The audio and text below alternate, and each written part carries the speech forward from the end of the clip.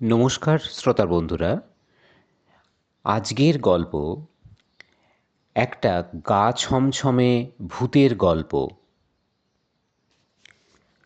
Doctor অরুণ ভৌমিক এখন কলকাতার একজন নামকরা হৃদরোগ চিকিৎসক। এই অরুণ আমার বাল্য বন্ধু। জয়েন্ট এন্ট্রান্স পরীক্ষায় সফল হয়ে আমরা দুজন দুই দিকে চলে গেলাম। আমি ইঞ্জিনিয়ারিংয়ে আর অরুণ ডাক্তারিতে। আজ কলকাতার একজন স্বনামধন্য ও সুপ্রতিষ্ঠিত চিকিৎসক অরুণের জীবনে ঘটে যাওয়া একটা অবিশ্বাস্য ঘটনার কথাই বলবো। ঘটনাটা অরুণের মুখ থেকে জেনেছিলাম অনেক পরে। সদ্য ডাক্তারি পাশ করার পর অরুণকে পোস্টিং দেওয়া হয়েছিল বীরভূম জেলার এক অজ গ্রামের গ্রামীণ হাসপাতালে। অরুণ সাগ্রহে সেই পোস্টিং নিয়েছিল। অরুণের বাবাও ছিলেন ডাক্তার। চিকিৎসকের কাজ যেহেতু সেবাদান করা, তাই সর্বদা নিজের সুখের কথা চিন্তা করে কলকাতায় পড়ে থাকলে চলবে না, বরং কলকাতা থেকে বহু দূরের গ্রামে যারা সুচিকিৎসা থেকে প্রতিদিন বঞ্চিত হচ্ছে, তাদের কথা চিন্তা করাই হবে একজন আদর্শবান ডাক্তারের প্রথম কাজ। এই ছিল একমাত্র ছেলের প্রতি অরুণের বাবার উপদেশ। অরুণ বাবার সেই উপদেশ অক্ষরে অক্ষরে মেনেছে।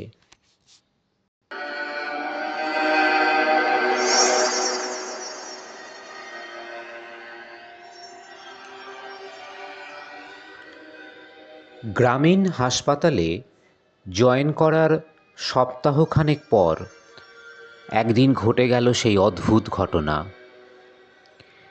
সেদিন হাসপাতালে ডিউটি শেষ করতে একটু দেরি হয়ে গিয়েছিল।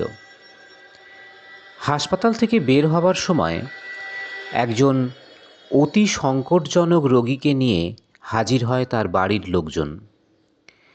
সেদিন ওই হাসপাতালের আর একজন চিকিৎসক ডাক্তার সেনগুপ্ত ছুটিতে ছিলেন। অতএব অরুণের ওপরেই সমস্ত দায়িত্ব এসে পড়ল। সে রাতে ওই রোগী খানিকটা স্থিতিশীল অবস্থায় পৌঁছানোর পর অরুণ স্বস্তি পায়।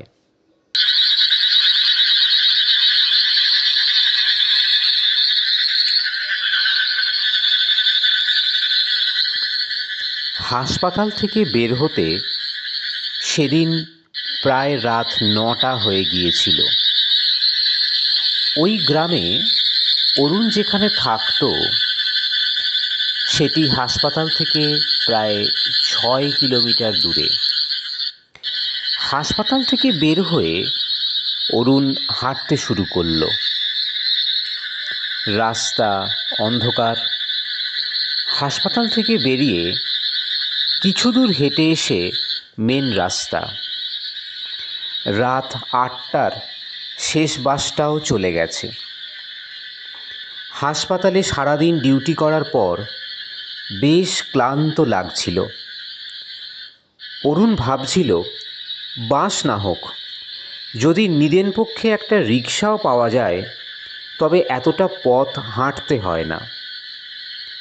টর্চ হাতে নিয়ে মেন রাস্তা পৌঁছে অরুণ দেখল রাস্তা শুনশান। টিম টিম করে একটা স্ট্রিট লাইট শুধু জ্বলছে।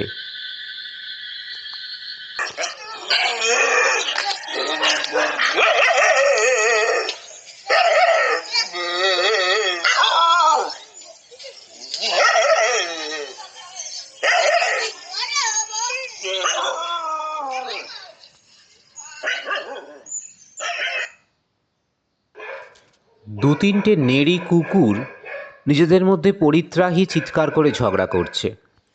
তার মধ্যে একটা কুকুর ঘেউ ঘেউ করতে করতে অরুণের দিকে তেড়ে এলো। অরুণ ভয়ে দুপা পিছিয়ে যেতে কুকুরটা চলে গেল। মিনিট 10 চুপচাপ দাঁড়িয়ে থেকেও কোনো রিকশা পেল না অরুণ। এবার অগত্যা হাঁটতে হবে এতটা পথ। এমন সময় দূর থেকে মনে হলো একটা গাড়ি আসছে।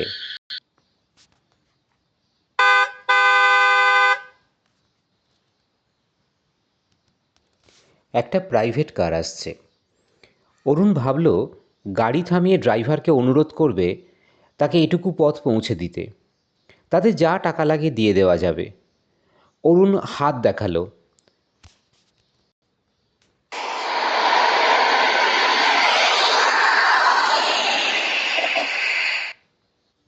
গাড়িটা তীব্র গতিতে বেরিয়ে গেল অরুণের পাশ দিয়ে। না, এভাবে দাঁড়িয়ে থেকে আর লাভ নেই।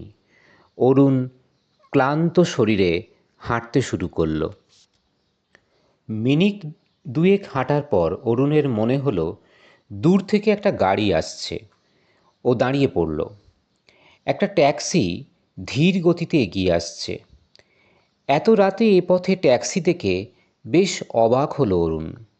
হাত দেখাতে ট্যাক্সিটা ওর সামনে এসে দাঁড়ালো।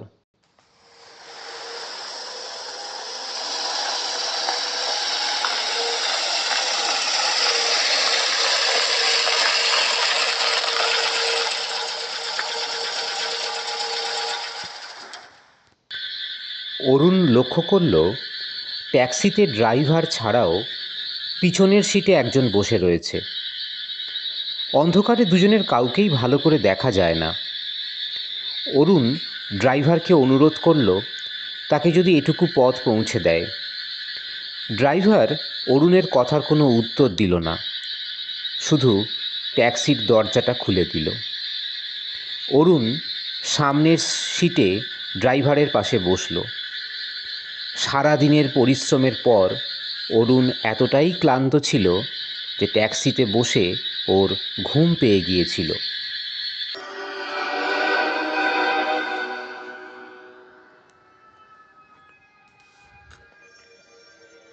কখন যে ও বসে বসে ঘুমিয়ে পড়েছে ও খেয়ালই করেনি। হঠাৎ করে ভাঙাচোরা রাস্তা দিয়ে যাবার সময় ট্যাক্সির ঝাঁকুনিতে ওর ঘুম ভেঙে গেল। ঘুম ভেঙে ও যা দেখল তাতে নিজের চোখেই বিশ্বাস করতে পারল না। এবার ঘুমের ঘোর কাটিয়ে ভালো করে দেখল ওর পাশে ড্রাইভারের সিট ফাঁকা। ড্রাইভার নেই, অথচ ট্যাক্সি এগিয়ে চলেছে। প্রচণ্ড ভয় পেয়ে ও পেছন দিকে তাকিয়ে দেখল পেছনের সিটে বসে থাকা ভদ্রলোকও উধাও। ট্যাক্সি যেভাবে এগিয়ে চলেছে তাতে যে কোনো সময় অ্যাক্সিডেন্ট হবে। তাড়াতাড়ি টর্চ জ্বেলে অরুণ এমার্জেন্সি ব্রেক কষতে গেল।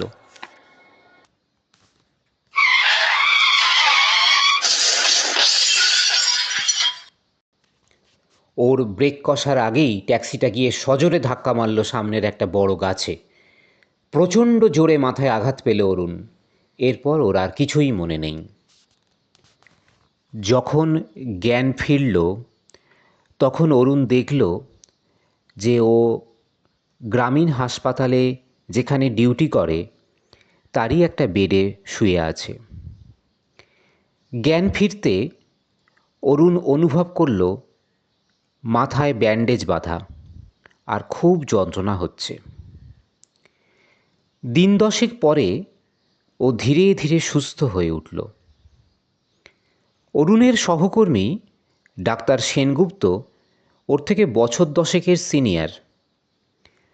অরুণ সুস্থ হয়ে ওঠার পর ডাক্তার সেনগুপ্ত বলেছিলেন সেই রাতে জ্ঞান হারিয়ে একটা গাছের নিচে অরুণ পড়েছিল। পরদিন ভোর হতে স্থানীয় লোকজন দেখতে পায় তাদের হাসপাতালের ডাক্তারবাবুকে এভাবে অচৈতন্য অবস্থায় পড়ে থাকতে।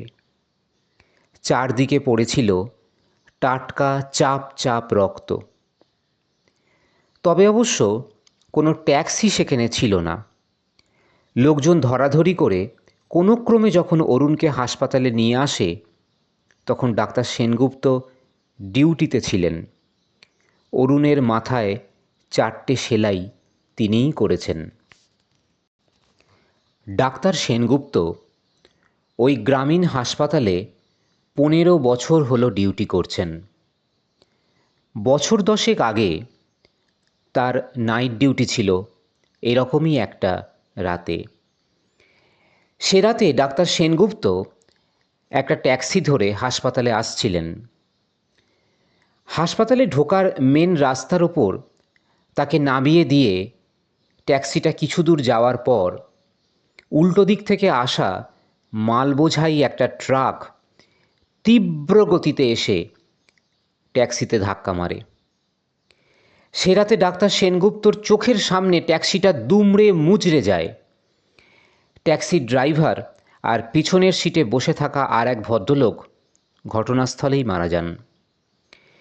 পিচ ঢালা রাস্তা রক্তে ভেসে যেতে দেখে সেদিন ডাক্তার সেনগুপ্ত চোখে হাত চাপা দিয়েছিলেন। আমি পেশায় ইঞ্জিনিয়ার হলেও লেখালেখি আমার নেশা। সাক্ষাৎ মৃত্যুর মুখ থেকে ফিরে আসার এই ঘটনার কথা অরুণ আমাকে জানিয়েছিল অনেক পরে।